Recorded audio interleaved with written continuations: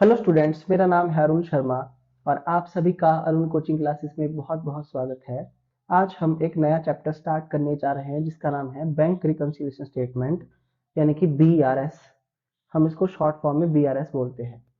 इस लेक्चर में मैं आपको मीनिंग ऑफ बीआरएस और नीड ऑफ बीआरएस जो है वो बताने वाला हूँ। आइए शुरू करते हैं। As discussed in the previous chapter, generally the businessman have their accounts in the bank. तो जनरली बताया गया है, पहले भी पिछले जो चैप्टर्स हैं हमने उनमें पढ़ा है कि जो बिजनेसमैन होता है उसके अकाउंट जो है वो बैंक में ओपन होते हैं, यानी कि उसका भी अपना बैंक अकाउंट होता है बिजनेसमैन का, जिसको हम बोलते हैं करंट अकाउंट। तो नॉर्मली बिजनेसमैन यानी कि बिजनेस करंट अकाउंट को ओपन करता है।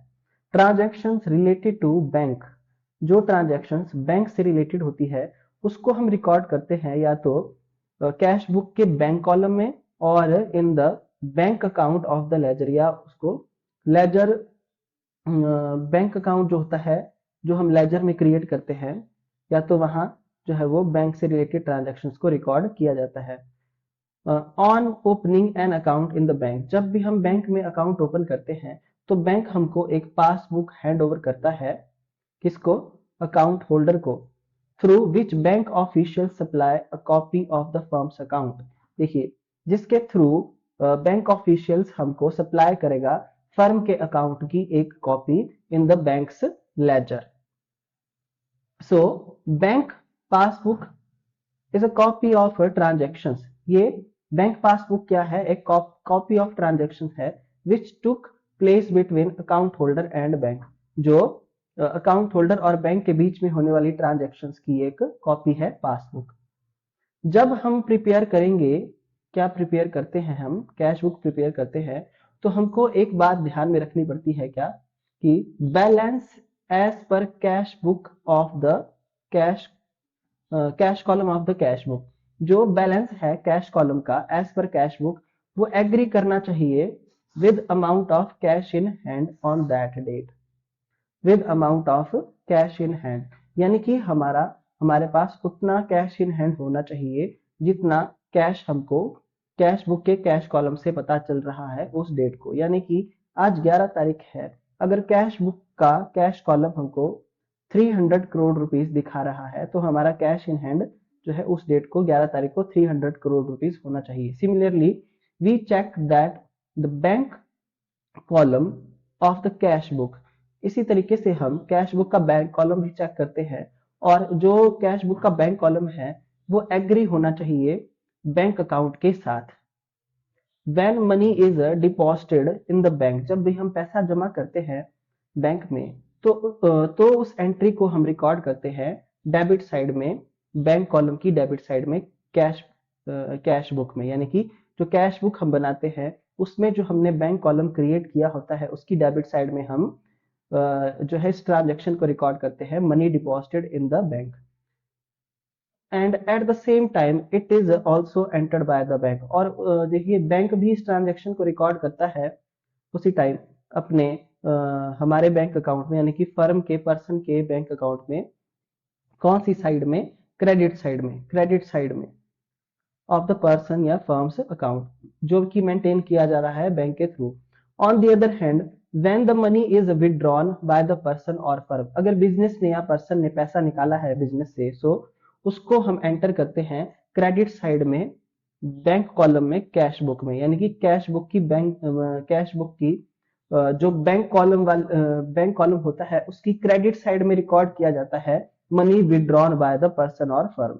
सो it is also entered by the bank, और बैंक भी इस ट्रांजेक्शन को एंटर करता है फर्म के बैंक अकाउंट में, जो कि मेंटेन किया जा रहा है बैंक के थ्रू। कौन सी साइड में? डेबिट साइड में, फर्म के अकाउंट की डेबिट साइड में, which is maintained by the bank. So however the bank balance is as per cash book and bank balance is as per bank statement. देखिए, जो bank balance है हमारा हमारा bank balance as per cash book के हिसाब से जो भी हमारा बैंक बैलेंस है, और बैंक स्टेटमेंट के अकॉर्डिंग जो भी हमारा बैंक बैलेंस है, वो कई बार क्या होता है, एग्री नहीं करता है।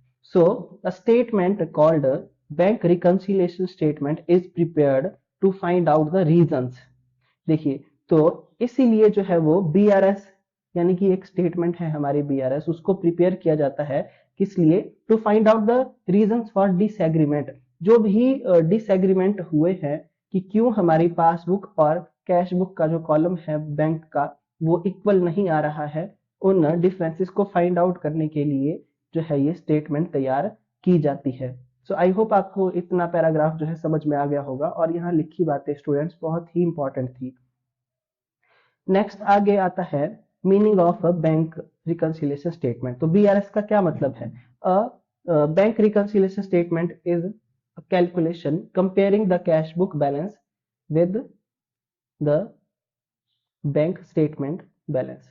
तो ये एक टाइप की कैलकुलेशन है जिसको हम करते हैं कैश बुक और कैश बुक का जो बैंक बैलेंस है और जो पासबुक का जो बैंक बैलेंस है उनके बीच में कंपैरिजन करने के लिए इसको बनाया जाता है। या फिर और भी यहाँ पे आपके पास डेफिनेशंस दी गई हैं, जो भी आपको अच्छी लगती है स्टूडेंट्स वो आप जो है यहाँ से लर्न कर सकते हैं। सो लास्ट में यहाँ पे क्या लिखा गया है? The bank reconciliation is analytical matching process. ये एक एनालिटिकल मैचिंग प्रोसेस है किसकी? Of differences between cash balance as per bank statement and the bank balance in the accounting records. जो हमारा बैंक बैलेंस है अकाउंटिंग रिकॉर्ड के according और जो हमारा कैश बैलेंस है बैंक स्टेटमेंट के अकॉर्डिंग, यानी कि बैंक में हमारे पास कितना पैसा पड़ा है और जो हमने अकाउंट क्रिएट किए हैं, जो भी हमने कैश बुक बनाई है विद बैंक कॉलम, वहां पे बैंक बैलेंस क्या दिखा रहा है, उन दोनों के बीच में जो भी डिफरेंसेस आ रहे हैं उन डिफरेंसेस को मैच करने की एक एनालिटिकल मैचिंग प्रोसेस है बैंक रिकंसिलिएशन। सो इसमें जो है कुछ एडजस्टमेंट्स भी इन्वॉल्व होती हैं, यानी कि जब भी हम इसको बनाएंगे कुछ हमको एडजस्टमेंट्स भी करनी पड़ेगी। सो यहाँ पे लिखा गया है the statement reflecting the analysis and adjustments carried out through such a process to bring the record into agreement is called BRS, यानी कि bank reconciliation statement. So summary में हम क्या बोल सकते हैं इन अ नटशेल, क्या कि BRS is a statement which is prepared to reconcile the difference between bank balance shown by the cash book and passbook। तो पासबुक और कैश बुक के थ्रू जो भी मतलब डिफरेंसेस आ रहे हैं बैंक बैलेंस में, उसको रिकंसाइल करने के लिए, उसको सॉल्व करने के लिए जो स्टेटमेंट प्रिपेयर की जाती है उसको हम बोलते हैं बीआरएस, बैंक रिकंसिलिएशन स्टेटमेंट।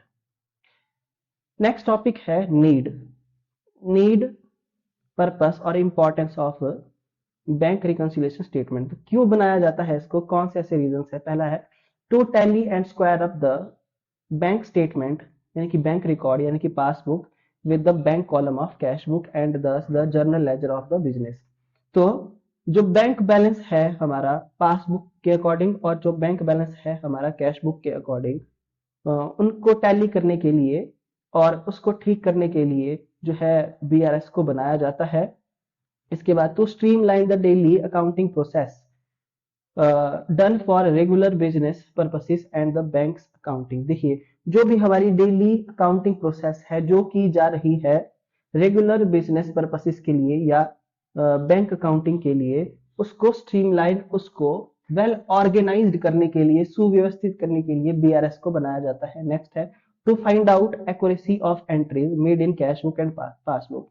तो पासबुक और कैश बुक में जो भी एंट्री है उनकी एक्यूरेसी को फाइंड आउट करने के लिए जो है वो बीआरएस को बनाया जाता है। अगर हमसे कोई ट्रांजेक्शन छूट जाती है पार्शली या हम किसी ट्रांजेक्शन को गलत रिकॉर्ड कर देते हैं तो उसको एक्यूरेट करने के लिए बीआरएस को बनाया जाता है, उन गलतियों को ठीक करने के लिए।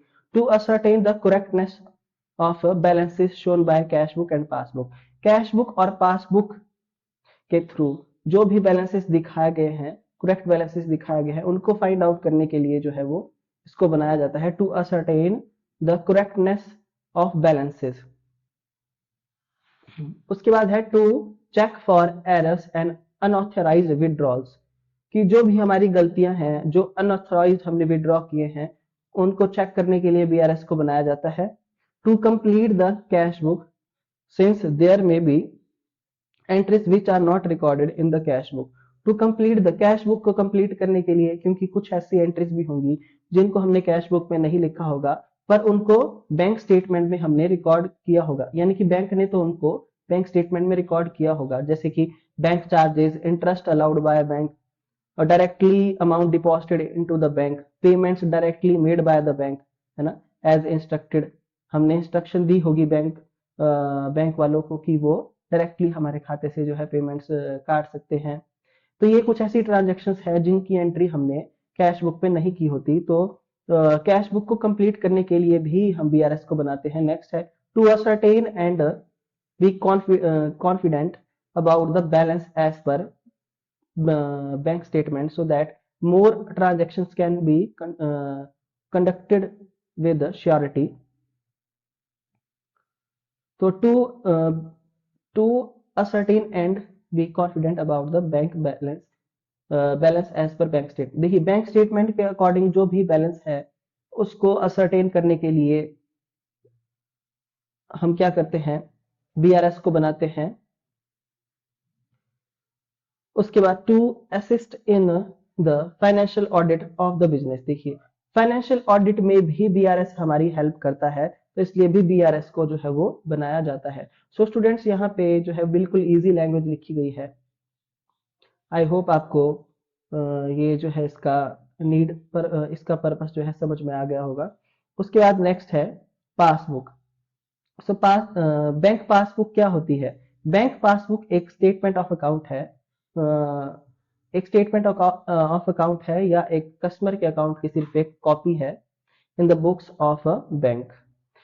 It shows all the deposit, withdrawals and the balance available in the customers account, जिसमें सारे के सारे डिपॉजिट्स, विड्रॉ और कितना जो है वो बैंक बैलेंस हमारा बचा है, वो सारी की सारी डिटेल जो है बैंक पासबुक में होती है। सो स्टूडेंट्स आपने भी जो है वो बैंक खाता अगर ओपन किया होगा या आपके घर वालों ने, सो आप उस बैंक पासबुक को निकाल के देखना, ये बिल्कुल उसी के बारे में बता रहे हैं यहाँ पे। सो इसका पहला कॉलम डेट का होता है, दूसरा पर्टिकुलर्स का, तीसरा विड्रॉ का, इसको डेबिट कॉलम बोलते हैं, और चौथा डिपॉजिट्स का क्रेडिट कॉलम। यहाँ पे डेबिट और क्रेडिट अमाउंट लिखा जाता है और यहाँ पे बैलेंस जो है वो लिखा जाता है। So in the date column the date of transaction are recorded, देखिए जिस डेट को जो भी ट्रांजेक्शन हम बैंक के साथ करेंगे वो डेट यहाँ पे लिखी जाएगी। उसके बाद पर्टिकुलर के कॉलम में ट्रांजेक्शन्स को रिकॉर्ड किया जाएगा।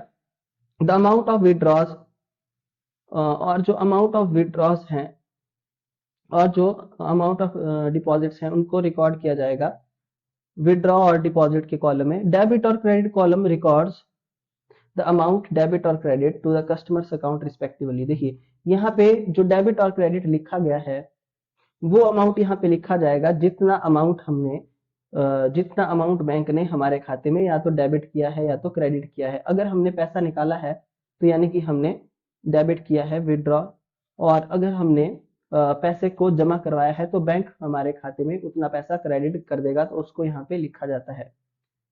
The balance after each transaction is recorded in the next column, और पैसा जमा करवाने के बाद या पैसे को निकालने के बाद बैंक से जितना भी पैसा बचता है वो बैलेंस यहाँ पे लिखा जाता है बैलेंस वाले कॉलम में।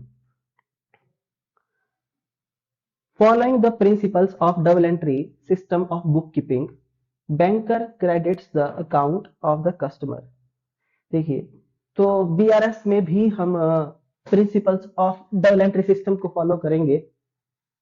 तो बैंकर क्या करता है? बैंकर क्रेडिट करता है अकाउंट ऑफ कस्टमर, कस्टमर के अकाउंट को, for all the amount received from the customer and on his behalf, जितना भी पैसा कस्टमर के बिहाफ पर या कस्टमर से बैंक वालों ने रिसीव किया होता है, तो बैंक जो है, जो बैंकर होता है, वो डबल एंट्री सिस्टम के अकॉर्डिंग उतने अमाउंट से कस्टमर के खाते को क्रेडिट कर देता है। Similarly the banker debits the account of customer, similarly जो बैंकर होता है वो कस्टमर के अकाउंट को डेबिट करेगा जितने भी उसने विड्रॉ किए हैं या कस्टमर के बिहाफ पे बैंक वालों ने उसके खाते से जो भी पेमेंट की है उतने अमाउंट से वो बैंकर जो है वो कस्टमर के खाते को डेबिट कर देगा। तो यहाँ पे ऐसा लिखा गया है और ये सारा काम जो है वो डबल एंट्री सिस्टम के अकॉर्डिंग जो है वो किया जाता है।